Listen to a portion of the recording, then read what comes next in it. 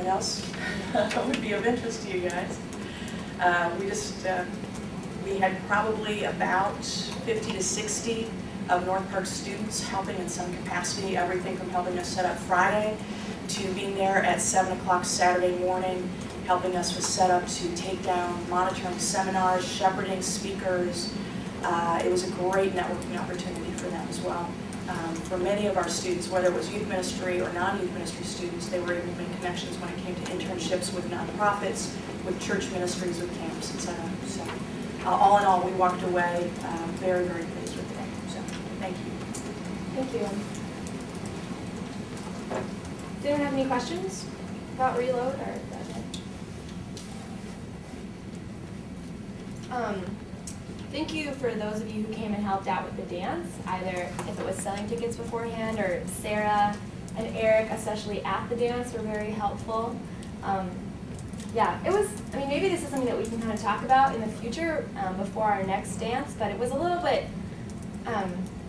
there was some issues that kind of came up with people, a lot of people drinking before and during the dance, and that's not, I don't know, it's hard because I was there and I really didn't want to be people's mom. You know, I'm not there to make sure that you're obeying the rules and you're not drinking if you're under 21 and all this stuff. Like that's not what I want to be about. But I feel responsible, you know, if we're at this big place off campus and a bunch of North Parkers are there, like who's responsible for how those people behave, and if they get home safely and if they're safe during the dance. And I want North Park to have a good reputation. I want our students to be able to have a good time. And so if students who come in are not drunk are being like bothered by those who are really intoxicated, then that's kind of an issue. So I guess what I get out of that, like I said, I mean, it was my first North Park dance inside the boat dance, so there was a lot for me to learn and observe. But I think that we need to just go into the next dance with a more clear-cut plan about what's exactly going to happen. I think that we need to have more chaperones. We only had like 2 chaperones, and they didn't come on time. So we need them to be in the building like before students get there. So that's an issue. I think that we need to have a bag check. Like I know that seems a little invasive, but there was people that came to the dance that were not drunk and left very drunk. So somehow people are drinking there, so we need to do something like that. And then we just need to really be vigilant and not let people who look intoxicated into the dance at all. You know, if you're only being able to walk in because your friend is holding you up, we're not going to let you in, sorry. So, and that requires a lot more planning on our part, and I think that we didn't flesh that out well enough before the dance. I mean, I had a really good time, and it was really fun to see people dressed up and just hanging out and having a good time, getting their groove on. But I think that just to make sure that it's an even better time next time, we need to have a plan. And that plan needs to involve you guys too. I know it's hard to be at this dance and to think like, you know, I'm here to have fun, but I'm also like a student leader, and how do I like, you know, lead by example and I don't know, just kind of step up to the plate when issues arise. So yeah, but we'll have to talk about that some more before our next dance. But maybe you guys can kind of even be thinking about that, like how do we, like those of you that were there, I don't know, can you give me some feedback, I guess? Is that something that you observed also, or do you have any ideas about how we can maybe improve things for the future? I mean, these are our dances that have our name on them, you know, so how do we make sure the outcome's what is desirable? Yes, go ahead. One thing I saw that could have been different would have been to have the table at the bottom of the stairs, because yes. With the setup that you had with the table right by the dance floor, anyone could have walked in off the street, just went in, got some food, and left without anyone noticing. And that way, he could have also just made sure everyone had a ticket, and maybe could have stopped some of the intoxicated people from actually getting in. Yeah, you're right. That's a really good point. Because yeah, go ahead, Amanda.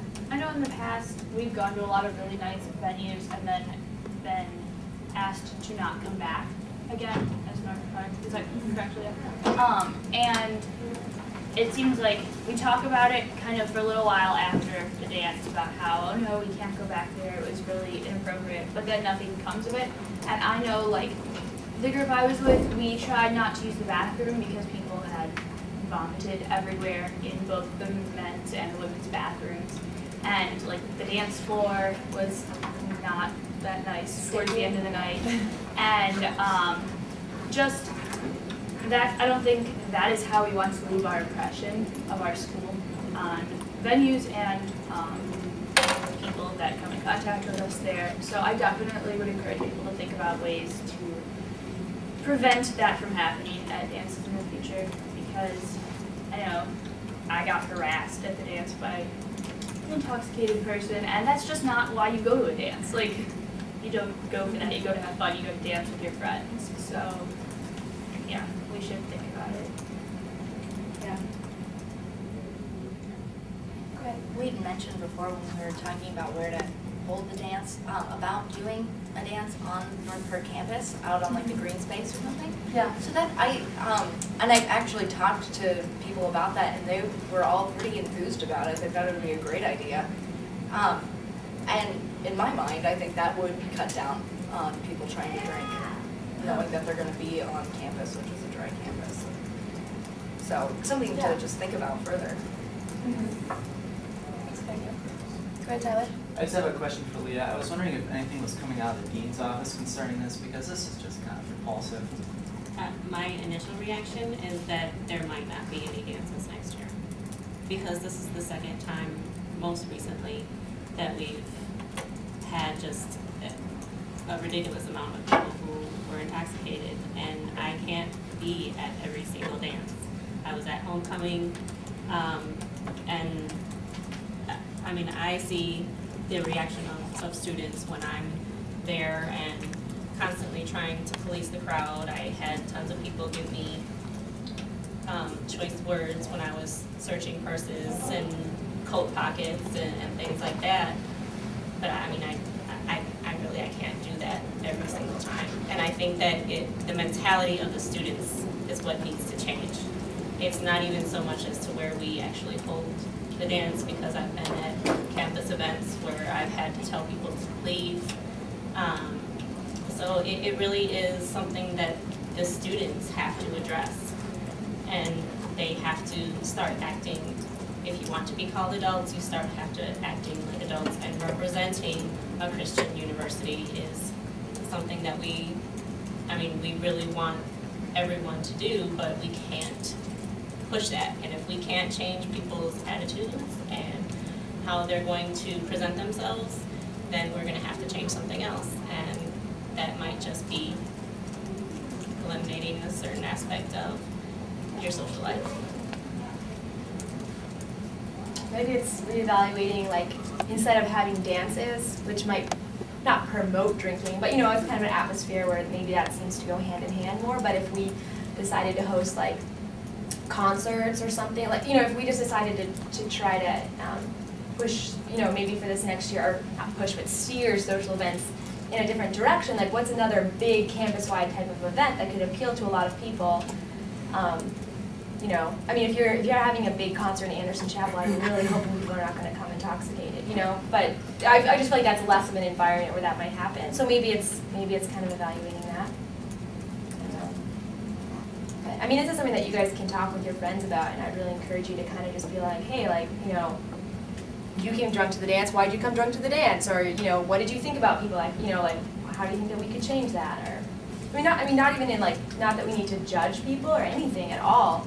It's just like, you know, Christian or not, like, you know, that type of behavior is just obviously by society's standards kind of crazy. So, I don't know, we want, you know.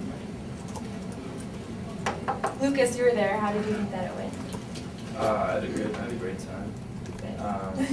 But I definitely heard from a number of people that either there was like an incident that they were a part of or got upset by people not behaving themselves well or just being too intoxicated. And so I do think that's something that needs to be addressed. But I also think that, like, if we said no more dances, I would be upset about that, and I know a lot of people would be disappointed. But I think there's got to be a way for us to be a little more stern at the door. I think that's what. Yeah, like having a plan. I didn't feel like I walked in there with a very good plan about what I was going to do, and that's my fault. So.